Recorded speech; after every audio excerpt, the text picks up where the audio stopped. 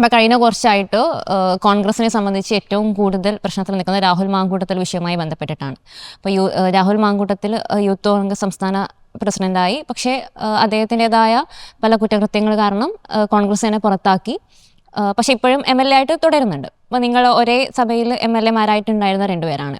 അപ്പം ഈ കോൺഗ്രസിൻ്റെ ഉള്ളിൽ പലരോടും ആളുകൾ ഈ രീതിയിലുള്ള പരാതി പറഞ്ഞിട്ടുണ്ട് എന്നാണ് അതിജീവിതമാരായിട്ട് ആളുകൾ പറയുന്നത്. അങ്ങനെ എന്തെങ്കിലും ഒരു എൻ്റെ അടുത്ത് ആരും ഒരു പരാതി എൻ്റെ അടുത്ത് അല്ല അങ്ങനെ എന്തെങ്കിലും കേട്ടിട്ടുണ്ടായിരുന്നു? ഞാൻ കേട്ടിട്ടില്ല. ഞാൻ കേൾക്കാത്ത കാര്യങ്ങളെ പറ്റി അങ്ങനെ പറയുക. ഞാനാണെങ്കിൽ ഇങ്ങനെ നമുക്കൊരു വർക്ക് എന്നുള്ളതല്ലാതെ വേറൊരു കാര്യത്തിൽ ഞാൻ ശ്രദ്ധിച്ചിട്ടില്ല. ഇത് എൻ്റെ അടുത്ത് ആരും ഇതുവരെ പരാതി ഞാൻ കേട്ടിട്ടില്ല പരാതി പറയുന്നതായിട്ട്. കോൺഗ്രസിനകത്ത് ഞാൻ ആദ്യമായി സത്യം പറഞ്ഞാൽ ഞാൻ തന്നെ ഷോക്ക്ഡായി പോയി ഇങ്ങനെ വന്നപ്പോഴത്തേക്ക്. രാഹുൽ വിഷയം നിങ്ങളെ തെരഞ്ഞെടുപ്പിനെ ബാധിക്കുമെന്ന് തോന്നുന്നുണ്ടോ? അല്ല, അത് അദ്ദേഹം പാർട്ടിയിലില്ലല്ലോ. പാർട്ടി അദ്ദേഹം മാറ്റി നിർത്തിയിരിക്കുക. മണ്ഡലത്തിൽ സജീവമാകാൻ ഇറങ്ങുന്നു എന്നുള്ള വാർത്തയൊക്കെ വരുന്നു. അദ്ദേഹം മണ്ഡലത്തിൽ ഇറങ്ങുന്ന പാർട്ടിക്കാരനായിട്ടല്ലോ.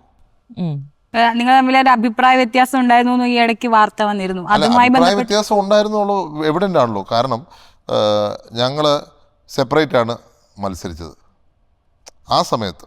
അതായത് നമ്മുടെ ഇന്റേണൽ ഇലക്ഷൻ നടന്ന സമയത്ത് ഞങ്ങൾ ഈ ഒറ്റയ്ക്കാണ് മത്സരിച്ചത്, ഇവരുമായിട്ട് ചേർന്നല്ല മത്സരിച്ചത്.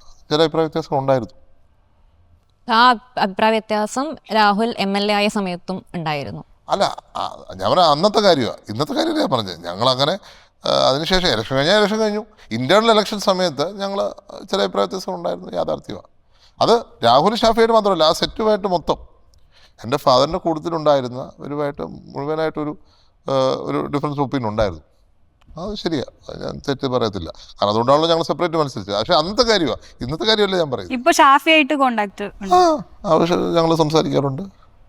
കഴിഞ്ഞ പരിപാടിക്കും കണ്ടായിരുന്നു.